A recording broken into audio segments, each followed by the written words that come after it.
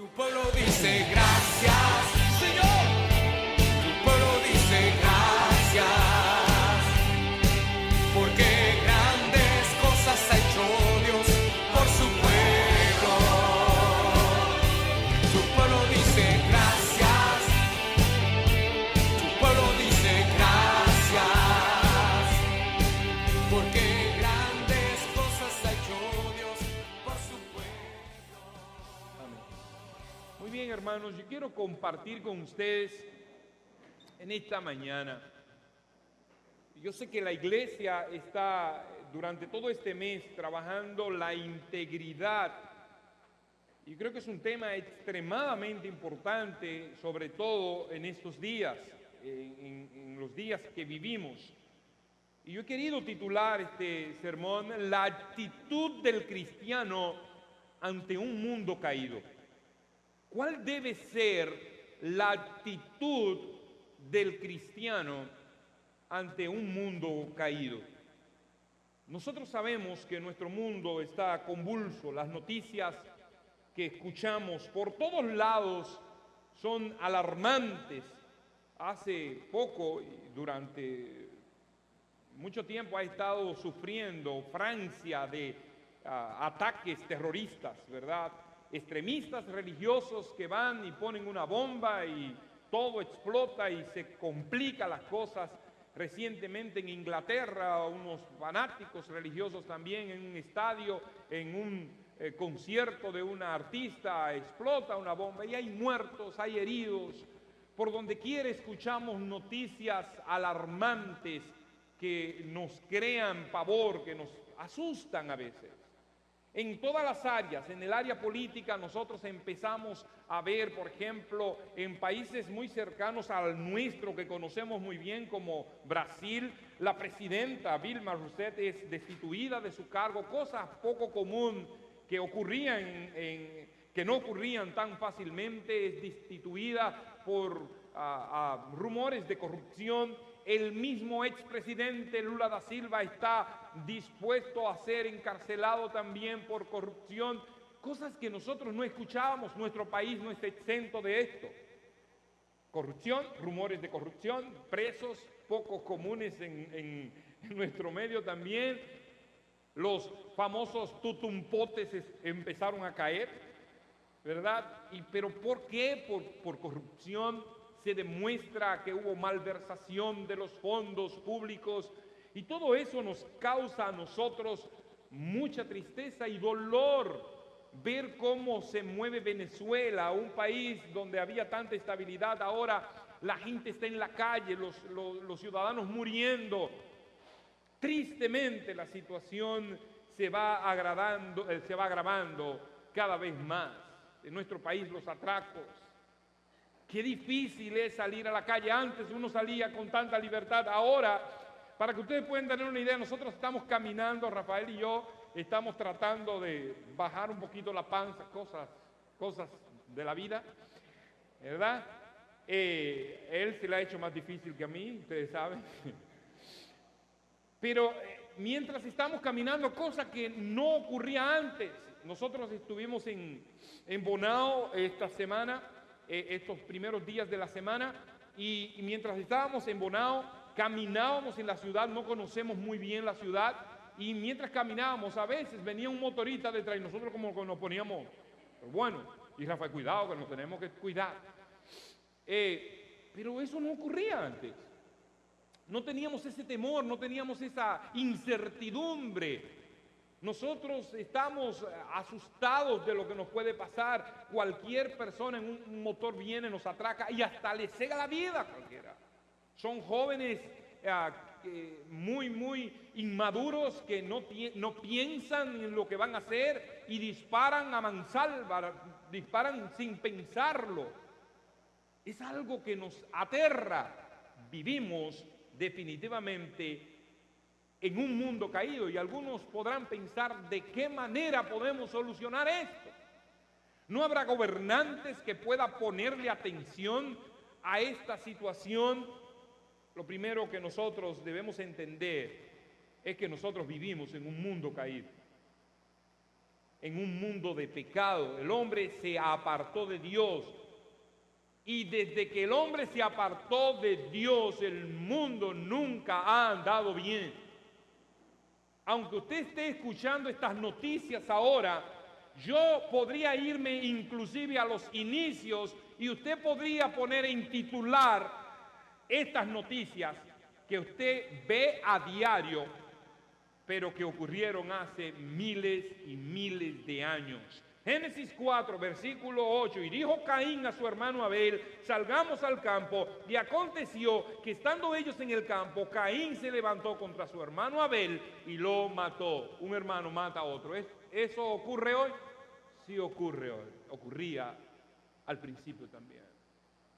Estamos hablando de un mundo caído. Génesis 6:5, y vio Jehová que la maldad de los hombres era mucha en la tierra, que todo designio de los pensamientos del corazón de ellos era de continuo solamente el que, el mal.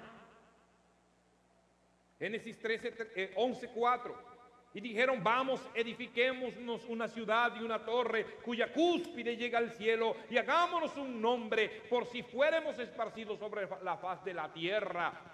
Olvidémonos de Dios y vamos a crear nosotros un nombre por encima de Dios. Génesis capítulo 13, versículo 13. Mas los hombres de Sodoma eran malos y pecadores contra Jehová en gran manera.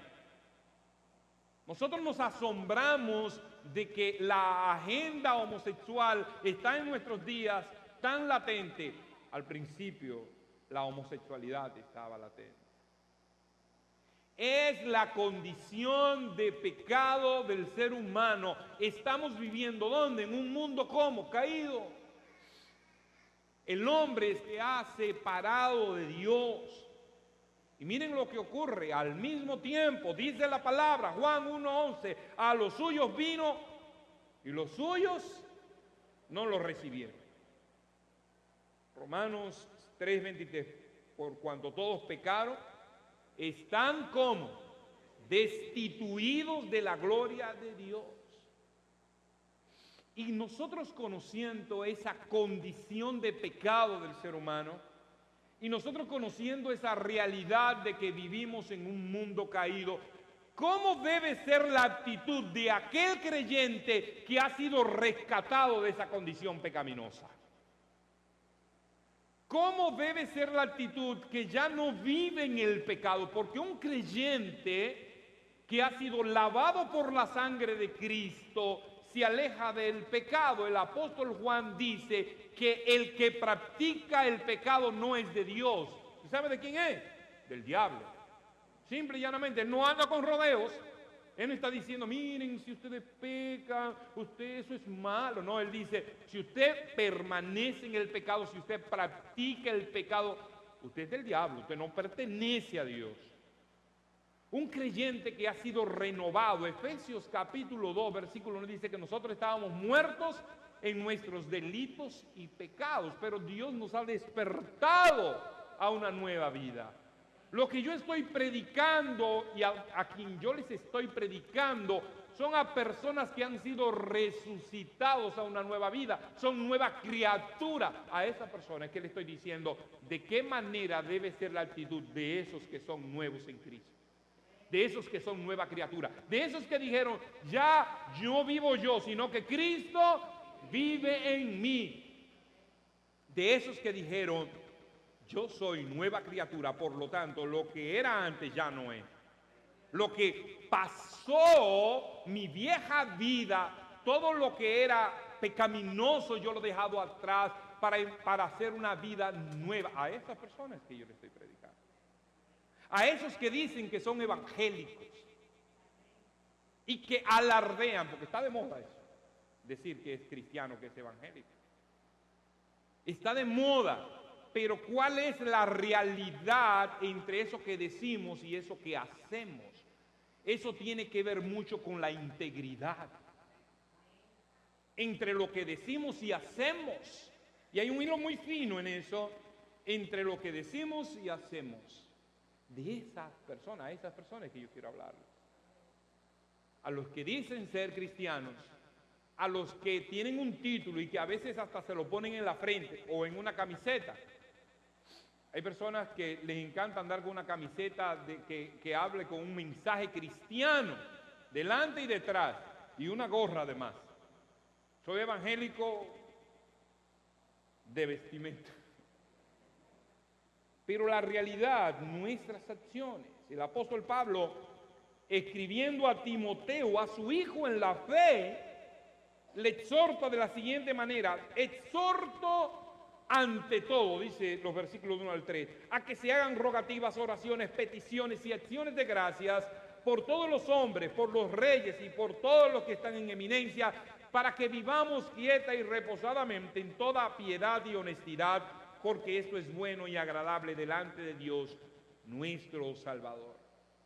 Lo que yo le estoy diciendo es, y lo que nos está enseñando el apóstol Pablo a través de esta palabra, es que nuestra actitud debe ser primero de oración. Nosotros debemos orar por este mundo. Debemos preocuparnos por tener una vida de oración que incluya, dice el apóstol Pablo, rogativas, oraciones, peticiones y acciones de gracia. Debemos orar por nuestros gobernantes para que Dios le dé sabiduría. Dios nos manda a orar aunque no nos guste. Nosotros somos un país muy sui generis en los asuntos políticos. Todo el mundo es político aquí.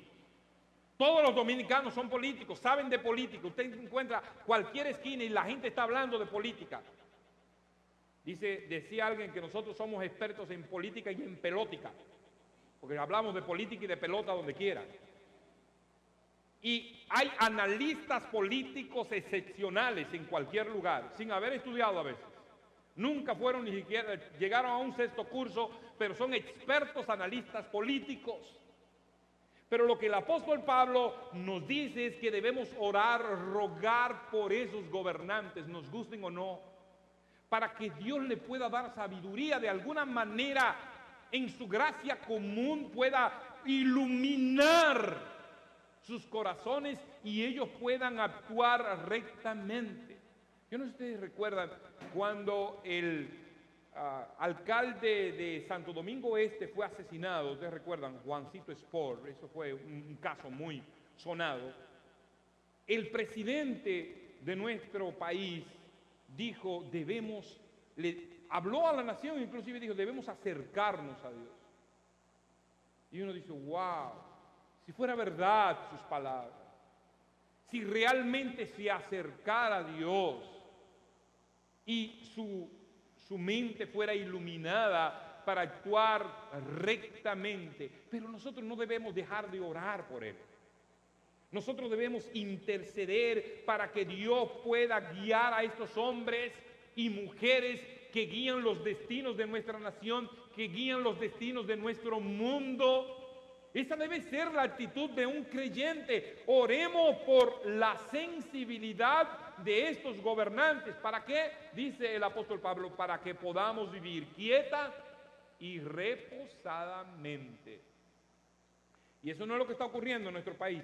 Y eso no es lo que está ocurriendo en Venezuela, y eso no es lo que está ocurriendo en Siria, y eso no es lo que está ocurriendo en Francia, eso no es lo que está ocurriendo en la mayoría de países. No están viviendo quieta y reposadamente. Por lo tanto, debemos orar, debemos interceder, debemos orar e interceder por nuestras autoridades civiles y militares para que Dios les dé sabiduría para manejar esta situación. Debemos orar porque esto es bueno y agradable delante de Dios nuestro Salvador. Esa es nuestra responsabilidad. Nosotros debemos tener una actitud constante de oración. En todo tiempo, en todo momento, en todas circunstancias. Debe ser lo que caracteriza a un creyente. Y eso no es lo que comúnmente pasa en las iglesias evangélicas. Las iglesias evangélicas, los cultos de oración son los más débiles a veces. Hay iglesias muy fuertes en la oración, hay otras muy débiles, la mayoría. Venga al culto de oración para que usted vea. Es más, la mayoría de iglesias, pasa en la mía también, tristemente, tenemos el culto de oración junto con el estudio bíblico. Empieza primero el tiempo de oración y luego comienza el estudio bíblico. Sepa usted que el estudio bíblico tiene más gente que el tiempo de oración. La gente empieza a llegar después que se terminó la oración. Hay un grupo que es fiel orando, pero hay otros que van llegando luego, porque eso es muy aburrido. No entienden el valor de la oración. No entienden la importancia que Dios le da a la oración, porque Él mismo lo vivió. Jesús, sin necesidad de orar, se iba a orar para mostrarle a sus discípulos necesitan orar. En el momento mismo que iba a ser sacrificado, que iba a entregar su vida, se va al monte a orar y se aparta y dice, velad conmigo a sus discípulos. Y cuando regresa están roncando todos. Él nos estaba mostrando lo que iba a pasar en nuestros días. La actitud del cristiano no es siempre de oración. Y el apóstol Pablo nos está diciendo, para nosotros poder manejar la situación, para nosotros vivir un poquito quietamente. Miren, ustedes saben por qué este mundo no está totalmente destruido, porque hay 2 o 3 que están orando. Y el Señor está sosteniendo para que nosotros vivamos quieta y reposadamente. Mientras tanto, porque este es un mundo de destrucción. ¿O ustedes creen que esto va a permanecer aquí? ¿O ustedes creen que van a permanecer para siempre? No, lamentablemente no. Aquí no se van a quedar. O nos vamos antes de que sea destruido, o vemos la destrucción, tarde o temprano. Ese es el fin de este mundo. A causa de que somos un mundo decaído, de que es un mundo de pecado. El apóstol Pablo sigue diciendo,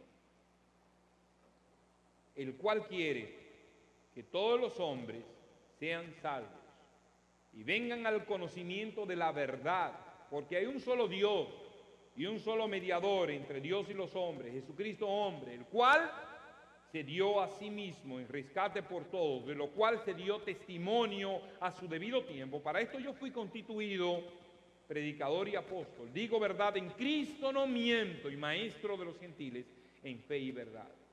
Es indudable, hermanos, que la oración debe ser y debe estar acompañada también de acción.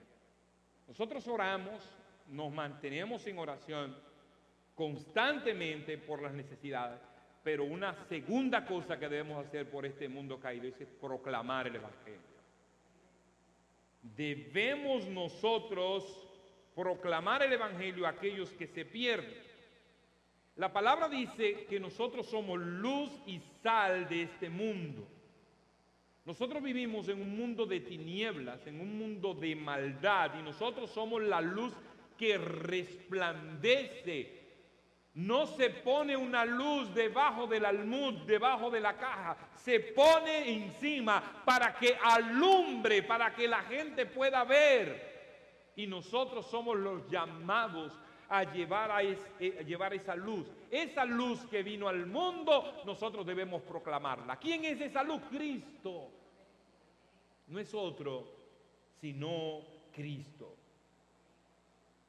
Miren, es mucho más fácil llevar a este mundo fuera más llevadero si estuviera cerca de Cristo. Cuando una gente está pasando por necesidad, el consuelo que nosotros podemos llevarle a esa gente se llama Cristo. La necesidad de la gente en todo nuestro alrededor, de nuestros vecinos, de nuestros compañeros, la necesidad de ellos en cualquier lugar, de nuestros familiares, de donde quiera que nosotros nos movemos, la necesidad de ellos es del tamaño de Cristo. No es de más nada. Usted puede suplir sus necesidades físicas. Usted puede suplir sus necesidades hasta emocionales. Es muy común que en los púlpitos hoy se esté predicando de superación personal. Tú puedes ser otro, tú puedes ser próspero, tú puedes tener esto, tú puedes tener aquello, pero si no tienes a Cristo, no tienes a nadie. Y no tienes nada. No importa cuán alegre tú salgas de aquí. Yo vine deprimido, pastor, pero cuando yo escuché su sermón, yo salí tan positivo. Y a Cristo lo tienes. Si no tienes a Cristo, te vas a deprimir otra vez.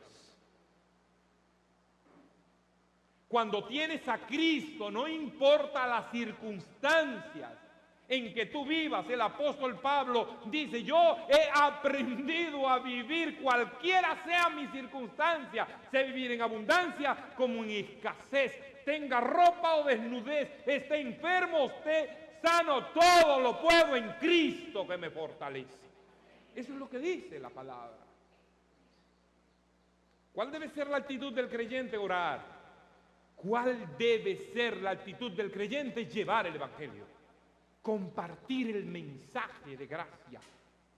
La gente necesita escuchar eso. No es que, pastor, usted es un fanático. No es ningún fanático. Yo no estoy diciendo fanatismo, yo estoy diciendo la responsabilidad que tenemos como creyentes.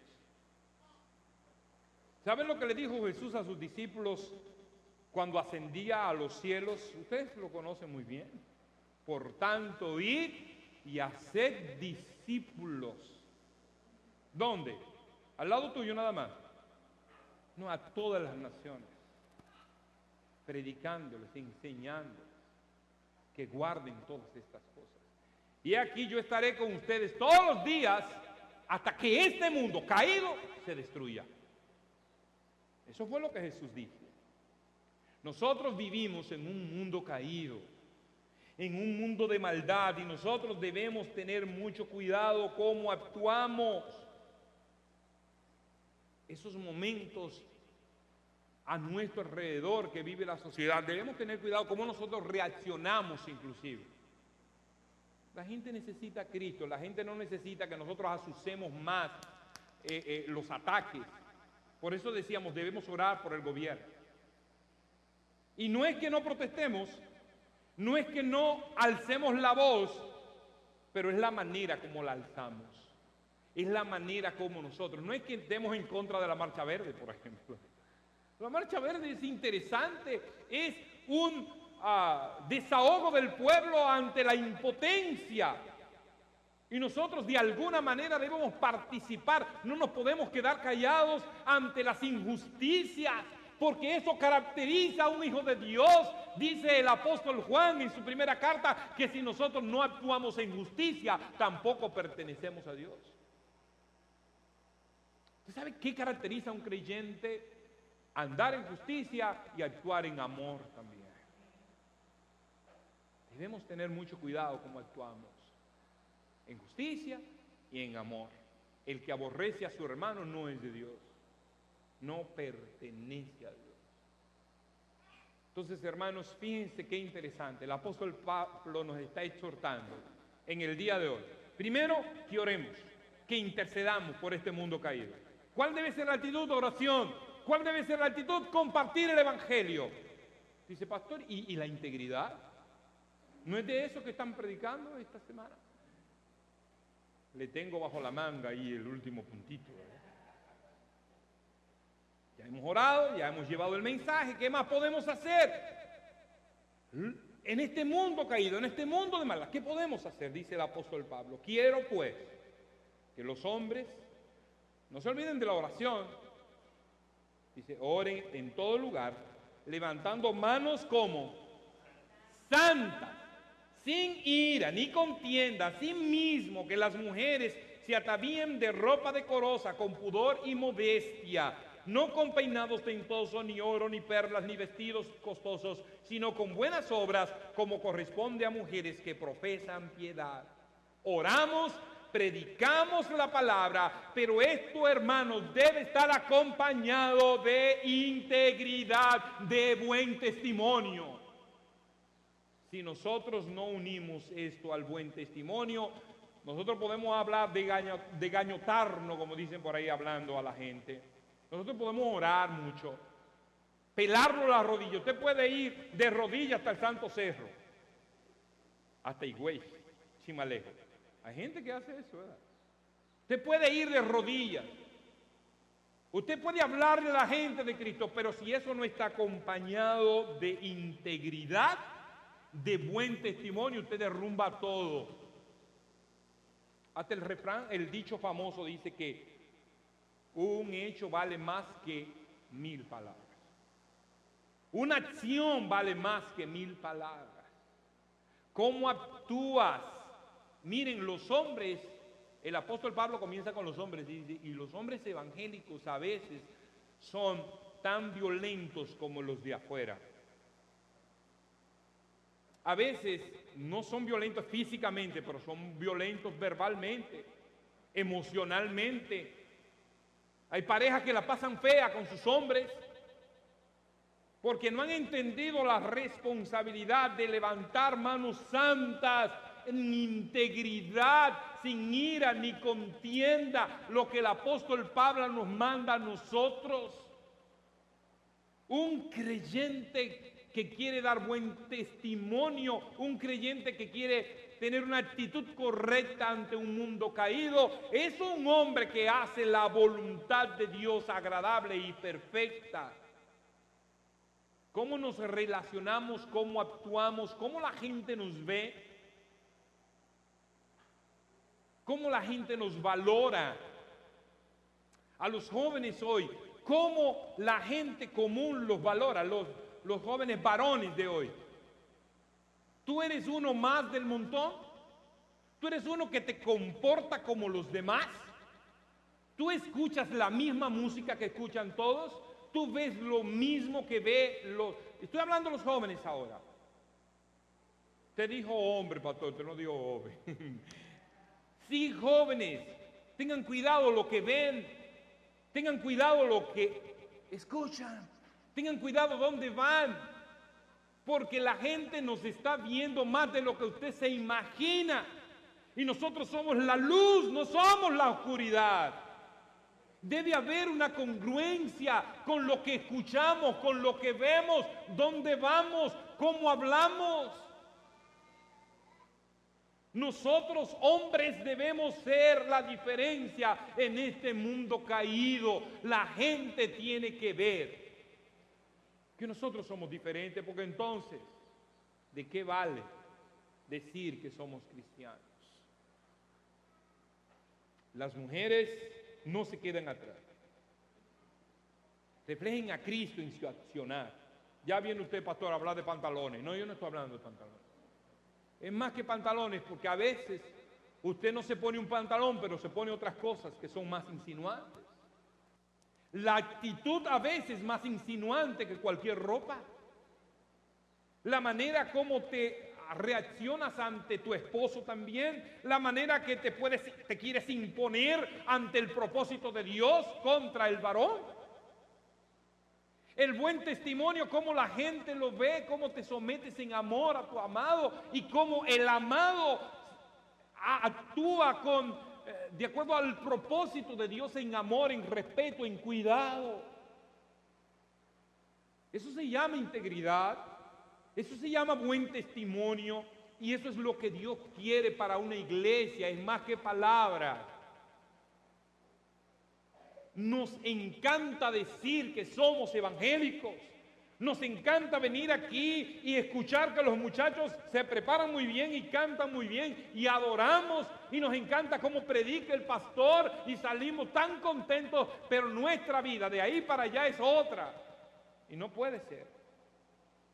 Mi vida, la vida del pastor que ustedes tienen, luchamos constantemente para que sea la misma aquí y allá afuera. No es que es tan fácil, no es que es tan fácil. Vivimos en un mundo caído. Vivimos con un enemigo que constantemente se está asusando para que nosotros pequemos, para que nosotros nos debilitemos. Pero cuando nosotros estamos convencidos de lo que Dios ha hecho en nosotros, cuando nosotros hemos creído en un Cristo vivo, podemos debilitarnos un poquito, pero nos levantamos de nuevo. ¿Por qué? Porque Cristo está al lado nuestro, porque el Espíritu Santo actúa en nosotros y nos redarguye y nos dice, mira, en tu interior el Espíritu nos dice a nuestro espíritu, estás mal, necesitas cambiar, necesitas actuar. Eso es lo interesante del Espíritu Santo. Estamos leyendo precisamente, Rafael y yo, un libro que nos regalaron que se llama El Dios Olvidado. El Dios olvidado en relación al Espíritu Santo, que olvidamos su obra, la que está activa en nuestros días ahora. El Espíritu Santo habita en nuestro interior y nosotros somos templo de ese Espíritu Santo. Somos templo de Dios. Y debemos cuidar lo que hacemos. Hermanos, qué bueno cuando nosotros podemos entender la palabra y más que entenderla, aplicarla a nuestras vidas, ponerla en acción, ponerla por obra. Dios nos ha llamado en este día a tener una actitud correcta como cristianos, como creyentes en un mundo caído. Un creyente debe preocuparse por orar, por estar en constante oración, clamar por nuestras autoridades, clamar por nuestros jóvenes, clamar por los hombres, por las mujeres, por los niños, por los desvalidos. La iglesia está llamada a eso, hermanos. La iglesia no se puede hacer de la vista gorda ante la necesidad de la gente que se pierde sin Cristo. Debemos proclamar el evangelio de la verdad. Debemos decirle a la gente que hay esperanza en Cristo, esperanza verdadera, que Él no falla, que Él no es hombre para mentir. Y debemos, conjuntamente con eso, mostrar que realmente hemos sido transformados, que hemos sido regenerados y que estamos en el proceso de santidad. Cada día. Esto es una lucha constante. Esto es a tiempo y fuera de tiempo. Tanto el predicar como nuestra vida de santidad es a tiempo y fuera de tiempo. Yo soy santo mientras estoy en la iglesia. No, yo soy santo mientras estoy en la iglesia, mientras estoy en mi habitación, mientras estoy en mi barrio, mientras estoy en mi escuela, en mi trabajo. Yo soy santo donde quiera que yo muevo. Yo he sido rescatado por Cristo y un día yo seré glorificado allá en los cielos. Sin santidad nadie verá al Señor. Así que no se crea usted: no, hombre, ya yo soy salvo. Ya yo soy salvo. No. Sin santidad nadie verá al Señor. El Señor requiere santidad. Dios no se liga con el pecado. Dice alguien: Dios aborrece el pecado, pero ama al pecador. No, Él aborrece el pecador también. No se crea que Él ama al pecador. Él quiere que el pecador salga de esa condición. Eso sí quiere el Señor. Pero no se crea que usted va a ligar si usted es un pecador con el Señor. No me junto con usted. Usted y yo no somos iguales. Eso es lo que el Señor le está diciendo. Sin santidad nadie verá al Señor. Tu pueblo dice gracias, porque grandes cosas ha hecho Dios por su pueblo. Tu pueblo dice gracias, tu pueblo dice gracias, porque